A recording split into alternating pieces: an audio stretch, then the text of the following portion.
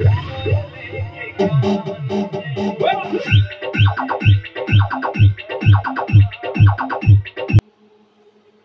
everyone, welcome to Electro Circuit YouTube channel.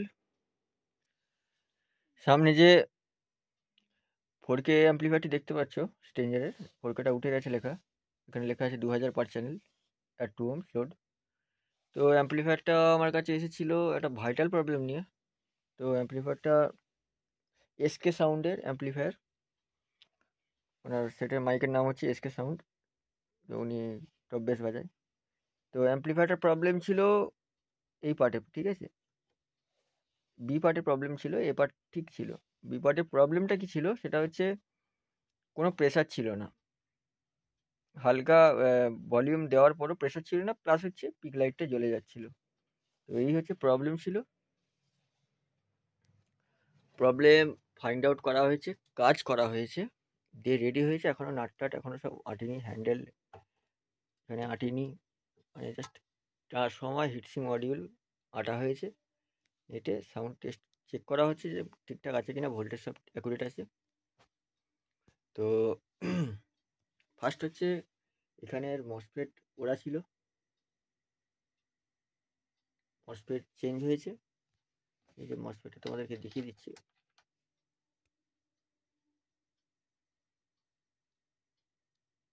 IRF 1407 MOSFET short ছিল first. এবং MOSFET short মানে এটা ঠিক করার পর দেখলাম ট্রান্সফর্মার থেকে এই পার্টে, চ্যানেল এ পার্টে যে ভোল্টেজগুলো বেরোচ্ছে আউটপুটগুলো সেকেন্ডারি ঠিক ছিল, এই দিকের পার্টে প্রবলেম ছিল। তো ক্যাপাসিটার বোর্ড চেক করা হলো, এখানে রেজিস্ট্যান্স চেক করা হলো আউটপুটের, যারা কাজ করো তারা জানবে। তো সেসব ঠিক ছিল। তো তারপর এখান থেকে তার খুলে, ক্যাপাসিটার বোর্ড থেকে তার খুলে দেখলাম যে এসি লাইনটাই মানে একদম অল্প দিচ্ছে, মানে প্রাইমারিতে যে আউটপুট এসি লাইনটা দিচ্ছে সেটা একদমই কম দিচ্ছে, প্রতিটা তারেই 25 ভোল্ট করে দিচ্ছে। তো প্রবলেম পেলাম, ট্রান্সফর্মার খুললাম, ট্রান্সফর্মারটাকে রিপেয়ার করা হলো। আজই রিপেয়ার করেছি, আমি করেছি। এবং পলিথিন যে টেপটা থাকে ভিতরে সেটাও দেওয়া হয়েছে, প্লাস হচ্ছে কটন টেপ দেওয়া হয়েছে।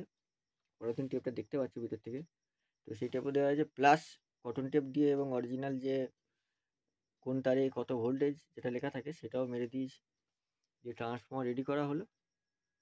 একটা লাইনের প্রবলেম ছিল, এদিকের আউটপুটটা, সেই লাইনটাকে রিপেয়ার করা হলো। তো তারগুলো সব স্পার্কিং করে গলে গিয়েছিলো এবং বার্নিশ করা হয়েছে ট্রান্সফর্মার দিয়ে। এখন কমপ্লিটলি রেডি অ্যাম্পলিফায়ার। তো চলো সাউন্ডটা শোনাচ্ছি, তাহলে বুঝতে পারবে। 12 ইঞ্চি লোড দেওয়া আছে।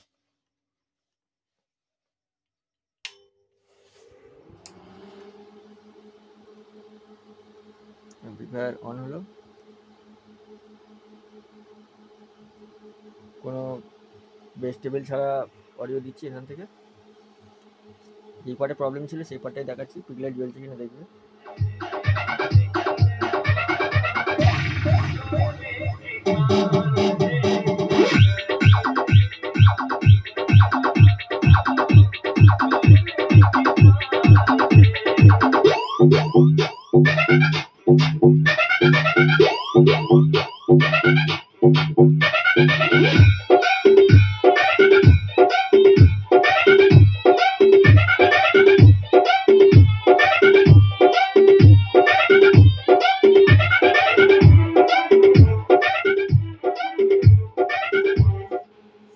তো এই লালে, একদম লালে তোলার পর তবে হালকা পিক লাইট জ্বলছে, তার আগে নয়। প্রেশার তো বুঝতে পারছো, আগে সেই প্রেশারটাও ছিল না। তো যাই হোক, এদিকে বক্স লোড দেওয়া নেই কিন্তু অডিও সিগন্যাল দেওয়া আছে,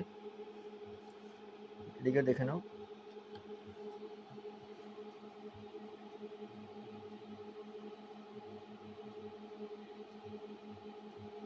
ঠিক আছে,